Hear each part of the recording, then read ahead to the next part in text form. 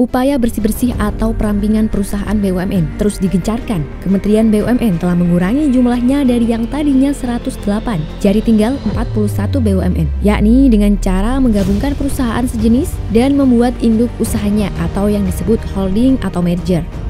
Seperti 4 BUMN pelabuhan Pelindo 1, 2, 3, 4 yang akhirnya menjadi satu bernama hanya Pelindo. Perampingan akan terus dilakukan termasuk pada BUMN yang tidak sehat. Targetnya bahkan di 10 tahun ke depan hanya tersisa 30 BUMN. Angka yang sangat sedikit bukan? Perjalanan dari 108 BUMN yang dikecilkan menjadi 41 BUMN sudah berjalan baik. Apakah puas di situ? Tentunya tidak. Bahkan kabar berikutnya telah muncul skema perampingan terbaru, yaitu bagi perusahaan BUMN yang pendapatannya rendah di bawah 50 miliar akan dibubarkan atau diswastanisasi.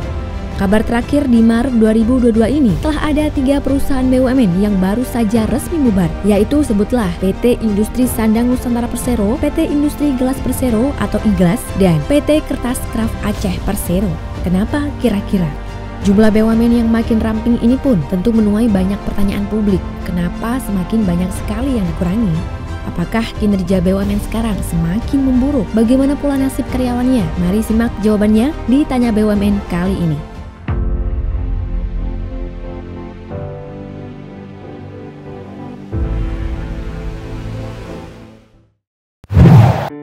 Sobat, mari mengulas sejenak tentang alasan 3 BUMN yang baru saja bubar, sehingga dapat kita tarik ujung tali merahnya di akhir. 3 BUMN ini sebenarnya sudah masuk dalam deretan perusahaan yang sudah sejak lama dipilih untuk dibubarkan. Ketiga BUMN tersebut ternyata sudah tidak beroperasi cukup lama. Kondisi seperti itu tidak bisa terus dibiarkan tanpa ada kepastian. Sehingga pemerintah mengambil langkah untuk membubarkan BUMN-BUMN tersebut. Proses pembubaran telah memasuki tahap akhir. Kementerian BUMN tinggal menunggu peraturan pemerintah terkait pembubaran BUMN yang ditargetkan terbit di bulan Juni nanti. Berikutnya pun telah ada daftar BUMN yang masuk dalam daftar antrean bubar selanjutnya. Mengenai penyebab, mengutip keterangan resmi, pertama, PT Industri Sandang Nusantara Persero ini dibubarkan karena ternyata mereka menghadapi kompetisi industri tekstil yang sangat tinggi dengan kondisi industri yang secara umum dalam fase sunset. Perusahaan mengalami kerugian terus-menerus di mana pendapatannya per tahun 2020 hanya 52 miliar dan rugi bersihnya 86,2 miliar.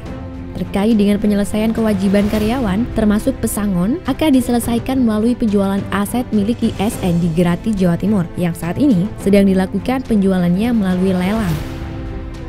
Kemudian, kedua, PT Industri Gelas Persero atau IGLAS. Perusahaan ini dihadapkan dengan kondisi teknologi alat produksi yang sudah sangat tertinggal. Permintaan pasar terhadap produksi botol kaca hijau juga menjadi sangat minim akibat dampak substitusi produk botol plastik. Sejak tahun 2015, pendapatan utama IGLAS yaitu sewa gudang dan penjualan sisa persediaan. Per 2020, ekuitas IGLAS negatif sebesar 1,32 triliun. Dan yang ketiga, PT Kertas Kraft Aceh. Perusahaan ini sudah menghadapi kondisi di mana teknologi alat produksi juga sudah tertinggal, sehingga sudah tidak mampu bersaing dengan kompetitor yang memiliki teknologi terkini. Jika dilakukan revitalisasi, akan membutuhkan biaya investasi yang sangat besar. Pendapatan perusahaan ini sejak 2012 hanya berasal dari optimalisasi pembangkit listrik yang saat ini dijalankan dengan skema KSO sewa pembangkit bersama PJBS. Lantas, bagaimana dengan nasib karyawan BUMN yang bubar? Menteri BUMN memastikan mereka akan mendapatkan penyelesaian yang baik dan ditangani oleh dana reksa serta perusahaan pengelola aset alias PPA. Begitupun dengan nasib BUMN yang akan bubar selanjutnya. Menteri BUMN juga memastikan tidak terjadi pemutusan hubungan kerja atau pengurangan karyawan pasca pembubaran. Menurutnya, pemegang saham akan berencana mengkonsolidasikan karyawan dari BUMN yang dibubarkan kepada perseroan negara lainnya. Langkah itu sama dengan penggabungan sejumlah kantor Bank Himbara di daerah, di mana dulunya ada 3 kantor, kini digabungkan menjadi 1 kantor saja. Meski begitu, manajemen tidak melakukan pengurangan karyawan. Target perampingan sebenarnya masih tetap berfokus utama pada perbaikan rantai pasok alias supply chain. Seperti yang disampaikan di awal bahwa BUMN yang memiliki satu bisnis akan digabungkan dalam sebuah holding. Namun, strategi tiap perusahaan tetap berbeda. Akan tetapi, terkait rencana swastanisasi BUMN beromset kecil di bawah 50 miliar juga tetap akan dilakukan. Langkah ini tetap menjadi bagian dari restrukturisasi karena selama ini banyak BUMN yang justru menjadi benalu dan membebani kondisi keuangan BUMN lainnya yang berkinerja baik. BUMN berkinerja buruk dinilai bisa memengaruhi kinerja holdingisasi yang tengah dibentuk. Untuk itu, nantinya perusahaan-perusahaan kecil ini akan dipetakan dan bisa dilepas ke pihak lain melalui proses tender terbuka. Sebaliknya, pemerintah akan fokus pada perusahaan dengan income triliunan rupiah. Nah, Sobat Info, perlu diketahui bahwa hasil perampingan kemarin pun berhasil menunjukkan kondisi keuangan yang meningkat. Laba bersih BUMN yang tadinya hanya 13 triliun, sekarang menjadi 90 triliun. Pada 2022, Kementerian mencatat setidaknya ada 10 perusahaan yang berhasil meraih pendapatan tertinggi hingga kuartal 3 2021 yang terangkum dalam paparan kinerja BUMN pada Januari 2022. Pertamina berada di posisi pertama dengan pendapatan terbesar, sementara Telkom dengan laba terbesar.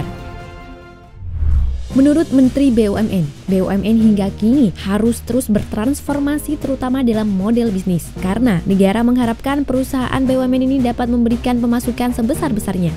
Dalam proses transformasi itu, Kementerian BUMN telah menetapkan 5 fondasi, yakni perbaikan korporasi dan pelayanan publik, fokus pada bisnis inti, inovasi berbasis digitalisasi, proses bisnis yang baik, dan diawali dengan transformasi sumber daya manusia.